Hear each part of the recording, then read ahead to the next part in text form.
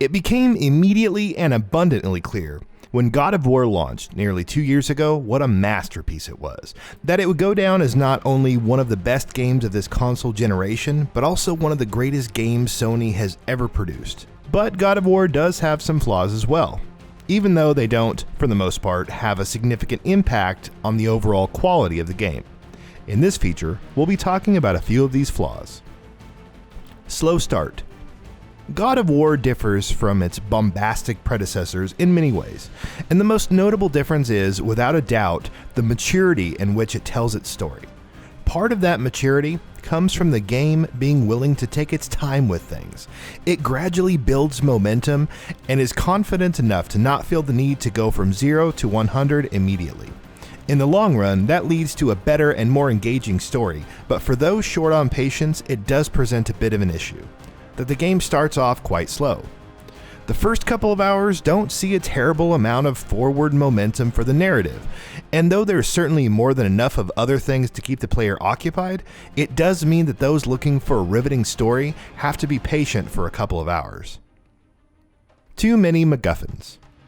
Given how focused on Kratos and Atreus God of War is, as opposed to its predecessors, which told stories of a much grander scale and more epic proportions, there's a few junctions of the narrative that can feel like they're dragging things out.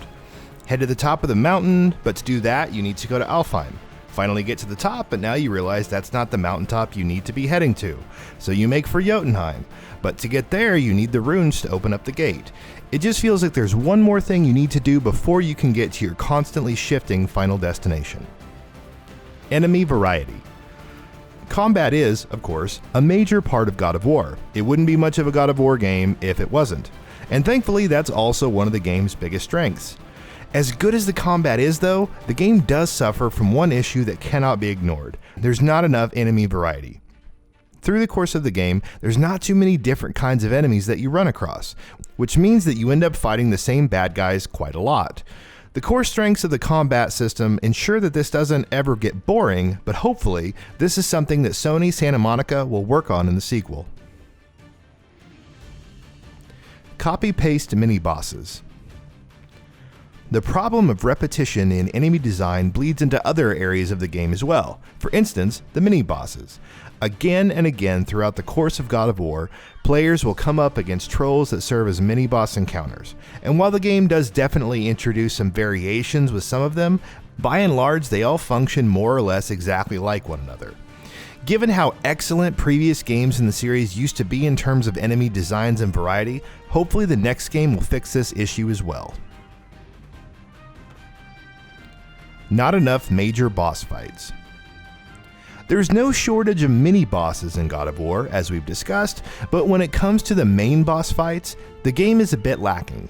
This is a series that's always been known for its epic, large-scale, set-piece boss encounters, but in God of War 2018, there's not too many of them, maybe 3, 4? Sure, that figure jumps up radically if you count the optional Valkyries as well, who are excellent by the way, but we're hoping the sequel will have more set-piece bosses in the main story as well. No more platforming.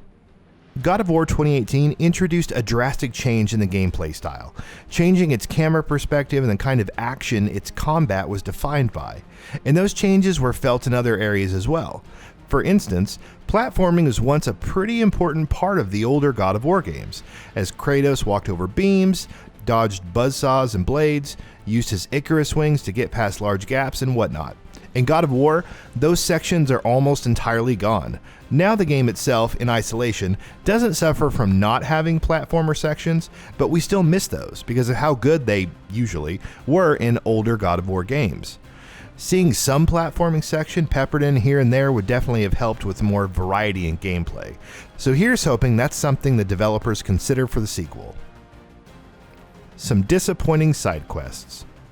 The Lake of Nine was full of optional activities and side quests, and some of these were legitimately great, like the Valkyries for instance. A few side quests though were not quite up to snuff, either because they weren't designed well or didn't contextualize themselves with interesting stories, or because they didn't go where we were expecting them to. For instance, we wouldn't have minded fighting one of those dragons from the side quests, or because they didn't end well with very meaningful rewards. Enough of them were good enough that we want to see more side quests in the next God of War. We just hope they'll be more engaging and rewarding. Too much boat riding. A huge chunk of God of War is covered in water, which means you spend a significant chunk of the game just rowing your boat around that water. Traversing around the Lake of Nine on your boat makes up for a healthy amount of the game then. And though the conversations between Kratos and Atreus, and later Mimir, while they're on the boat do add some value to these boat rides, there's not much else to do. If Sony Santa Monica does want to bring back the boat riding sections for the sequel, we're hoping they'll either spice them up, maybe introduce some combat, or make them a much less important part of the game. Tacked on RPG mechanics. Sony first-party games have, for the most part, followed a few trends this generation. One of those is introducing and implementing RPG mechanics. And while the likes of Horizon Zero Dawn and Spider-Man implemented light RPG mechanics quite successfully, God of War was much less successful.